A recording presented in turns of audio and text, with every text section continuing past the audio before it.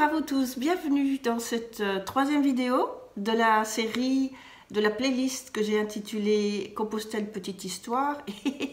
Et dans ces vidéos, figurez-vous que je traite de Compostelle, que je parle de Compostelle. Ça parle de mon histoire du chemin, de ce que j'y ai vécu, mais surtout aussi vers quoi ça m'a emmené, les années qui ont suivi. Ça parle aussi de mon témoignage en tant qu'hébergeur, puisque pour le moment je suis hébergeuse, j'héberge les personnes, les pèlerins à Cahors, sur la voie du Puy-en-Velay. Je vais entamer ma 3e saison et je vous assure que c'est une belle aventure, ça aussi. Et je fais un lien entre tout ça avec le tarot de Marseille, parce que l'histoire du tarot de Marseille, je ne sais pas si vous avez vu les 2 premières vidéos, le tarot de Marseille, c'est une forme d'archétype du pèlerin qui part à la recherche de son étoile, Compostela, ça veut bien dire l'étoile. Ce sont des archétypes, il va passer par différentes étapes. Et je ne vais pas revenir en arrière, si ça vous intéresse, je vous invite à aller voir les 2 premières vidéos. Et cette fois-ci, on est tout au début, hein, parce que ce n'est que la 3e vidéo. Où est-ce qu'elle est ma petite arcane? Évidemment, je l'ai perdue, je l'avais tout à l'heure. Et je les mélange, là, voilà. Donc, en plus, en même temps, c'est le battleur, mais en même temps, on est au mois de janvier, on est au tout début de l'année, et c'est le tout début de l'histoire, c'est le tout début du parcours, c'est le tout début du chemin. Le battleur, c'est celui qui commence. Il n'est pas très sûr de lui, hein, il a un pied qui part d'un côté et l'autre pied qui part de l'autre. Je ne vais pas revenir sur ce que représente ce battleur. Je vous invite à aller voir la vidéo numéro 2 hein, là où nous sommes à la 3. Et cette fois-ci, ce que j'ai décidé de faire, c'est de vous lire un extrait de ce que j'ai commencé à écrire dans ce livre, enfin, ce qui deviendra un livre, je l'espère. Et c'est au tout début. Au tout début, je suis partie de Liège en Belgique en 99, hein, donc ça fait quand même longtemps. Hein. Le temps file, le temps passe. Et ce sont des extraits de mon carnet. Et ça, c'est en mars 2000. C'est le jour 6. Parce que j'ai déjà marché au préalable. Voilà, je vais vous lire ça. Toute une semaine de chemin, je n'en reviens pas, j'y suis, je suis sur le pèlerinage de Compostelle. Même si c'est bien peu une semaine, c'est déjà bien. Je ne me plains pas, au contraire, je suis ravie, heureuse. Je viens d'arriver à la nuit tombante. Pour cette première étape, j'ai trouvé un gîte à la ferme, ça commence fort. Moi qui suis en recherche, moi qui voudrais me rapprocher de ces lieux spirituels qui me semblent si secrets, si fermés, repliés, et tenter de comprendre ce qu'être chrétien, là, c'est un peu raté. P m'a prêté son sac à dos. Il est un peu grand, mais ça devrait le faire pour cette petite semaine. Mes vêtements sont les ordinaires, j'ai pas fait de frais, hormis les chaussures que j'ai achetées pour mon départ de Liège en 1999, le siècle dernier. Marrant de passer de siècle. C'est étrange, mais en même temps, rien n'a changé. Il ne s'est rien passé, alors que les infos nous en avaient fait tout un pataquès. Pour en revenir à mon chemin, j'ai emporté des pellicules noires et blancs, mais j'ai aussi pris des couleurs. Pas certaine que ce soit une bonne idée. Par contre, je compte les utiliser uniquement pour les photographies d'inventaire. Je pense aussi que quelques petits tirages en couleurs pourraient faire un lien entre les chemins noirs et blancs et les inventaires prévus. Oui, ça devrait être pas mal. Des inventaires avec les photos des églises, des arbres aussi. Ne sont-ils pas le lien entre la terre, mère, et le ciel père, comme peuvent l'être les clochers des églises? Pourvu que mes images soient bien exposées, ce n'est pas gagné avec ce genre d'appareil. En couleur, les expositions nécessitent plus de précision qu'en noir et blanc. Il avait neigé pendant la nuit, mais ce matin, le ciel était dégagé et le soleil m'a accompagné une bonne partie de la journée. Et puis c'est beau la neige. Avant de me mettre en chemin pour de bon, je suis entrée dans l'église. Elle était vide, pas de bénédiction pour moi toute seule. J'y suis entrée et ressortie incognito. J'avais lu pourtant quelque part qu'il y avait des bénédictions pour les pèlerins qui partaient de Vézelay ou de Puy-en-Velay. N'importe. Je m'y suis fait mon petit labyrinthe comme Jean Le Tonnerre le fait dans ce magnifique livre d'Henri Vincenot, Les étoiles de Compostelle. En aparté, je vous le conseille. En début d'après-midi, je suis passée à proximité du site des fouilles de Chélé, non loin du village de Béris-Ménil, c'est dans les Ardennes belges. Je pensais faire le détour, mais quelque chose m'a retenu, un sentiment étrange de nécessité de respect du lieu. Je me suis contentée de regarder de loin. Selon la tradition populaire locale, ce site était le repère de tous les elfes. En fin de journée, j'ai finalement décidé de marcher le long de la départementale. Il y avait trop de boue. À cause d'elle, mes chaussures pesaient une tonne. Et puis les forêts devenaient bien trop sombres. J'ai eu peur de m'y perdre. Bon là, je suis bien arrivée à la ferme. Tout va bien. Arrivée et bien reçue. J'étais à peine installée dans le gîte que la fermière m'a apporté une assiette préparée à mon intention. Une côtelette de porc accompagnée de pommes de terre et de petits pois. Simple mais bon. Quelle gentille attention. Ça m'a fait chaud au cœur autant qu'à l'estomac. Là maintenant, je vais me préparer à dormir et m'installer dans mon sac de couchage sur le canapé du salon. Il fait glacial dans les chambres à l'étage. Savoir remercier.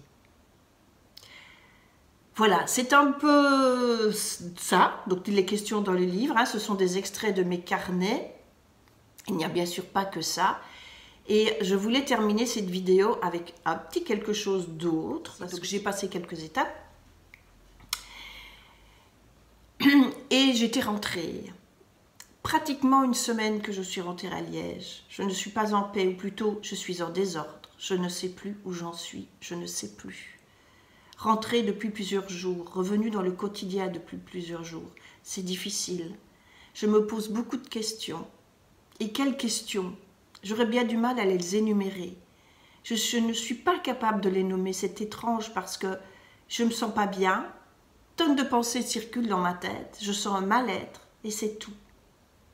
Bien vite que je reprenne le chemin. À ce moment-là, quand j'étais partie sur le chemin, moi j'avais décidé de me rapprocher des moines, des prêtres, des curés, des moniales, etc. parce que je voulais savoir ce que c'est que d'être chrétien. Je n'avais pas du tout été élevée dans cet enseignement-là, donc moi ça me manquait. Je m'étais dit, je suis née au plein centre de l'Europe, dans une société judéo-chrétienne, et je ne sais même pas ce que c'est que d'être chrétien, donc voilà, c'était ça qui m'interpellait. Et là, cette première nuit, c'était dans une ferme. Mais en tout cas, quand je suis partie sur les chemins, et que je suis revenue après, la première semaine, donc franchement que 6 jours, bon, il y avait eu quelques jours avant, mais voilà, j'ai commencé à être vraiment perturbée. Il faut dire que je ne voyais pas de pèlerin, j'étais toute seule sur le chemin. Quand j'étais dans des gîtes, j'étais seule le soir, donc j'étais souvent seule. Ça pouvait vraiment me remettre en question. Il n'y avait pas d'échange avec les autres. Les échanges vont venir beaucoup plus tard, mais au début, j'étais seule. Et quand je suis rentrée à Liège, j'ai commencé à beaucoup rêver. Et il y a eu le premier rêve là que je vais vous raconter parce que c'est quand même intéressant de se rendre compte combien on peut se faire, comment dire, s'adapter à notre quotidien sans se rendre compte que ça ne nous convient pas, que ça ne nous convient plus. Parce que quand j'ai fait le chemin, je ne me posais pas des questions par rapport à ma vie personnelle. Moi, tout allait relativement bien, avec des hauts et des bas, mais dans l'ensemble, ça allait bien. Bon, c'était pas parfait, c'est sûr, mais bon, je m'habituais à ça, c'était ma vie.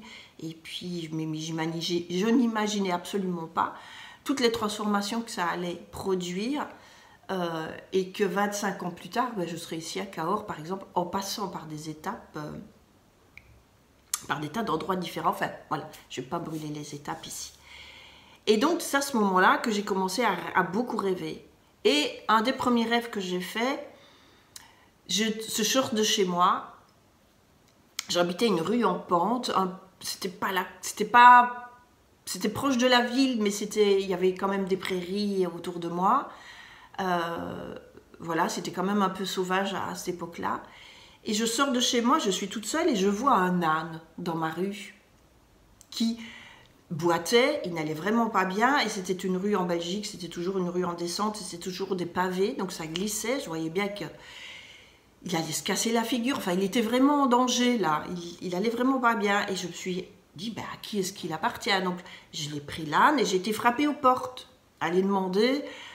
est-ce que c'est à vous? Est-ce que c'est à vous? Est-ce que c'est à vous? Est-ce que vous connaissez la personne qu'on lui rende son âne et qu'il puisse le soigner?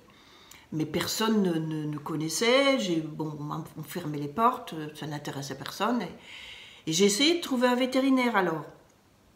Et le vétérinaire, mais il n'était pas capable, il n'avait pas la place, il n'avait pas les moyens de s'occuper de cet âne. Donc toutes les portes se fermaient et je sentais bien que si je laissais cet âne là, tout seul, que je l'abandonnais, ben, il allait probablement mourir. Donc c'était impensable pour moi de faire ça.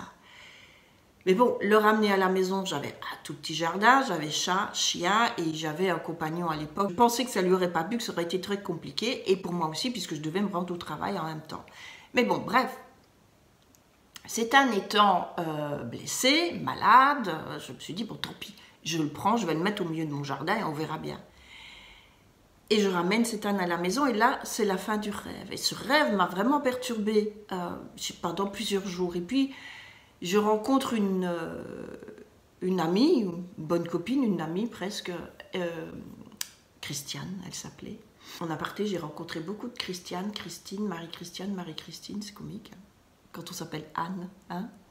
Bref, je lui raconte mon rêve et elle me dit, mais enfin, Anne, tu n'as pas compris.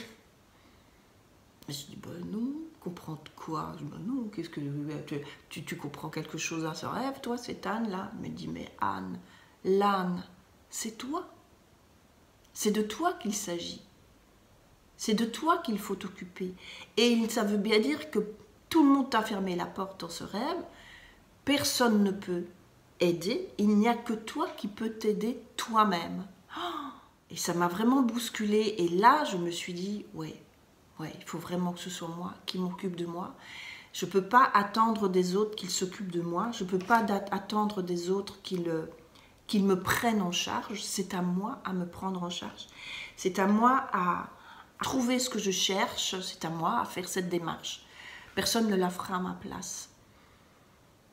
Et donc tout ça m'a convaincue que déjà le chemin faisait déjà son travail sur moi, qu'il fallait que je continue, que c'était un but à atteindre pour alors évoluer, grandir, guérir de quoi? Je n'en savais rien parce que je ne savais pas je ne savais même pas que je n'allais pas bien, donc vous vous rendez compte. Bref, je vais juste terminer cette vidéo avec une évangile de Thomas que je trouve qui fonctionne bien dans cette vidéo.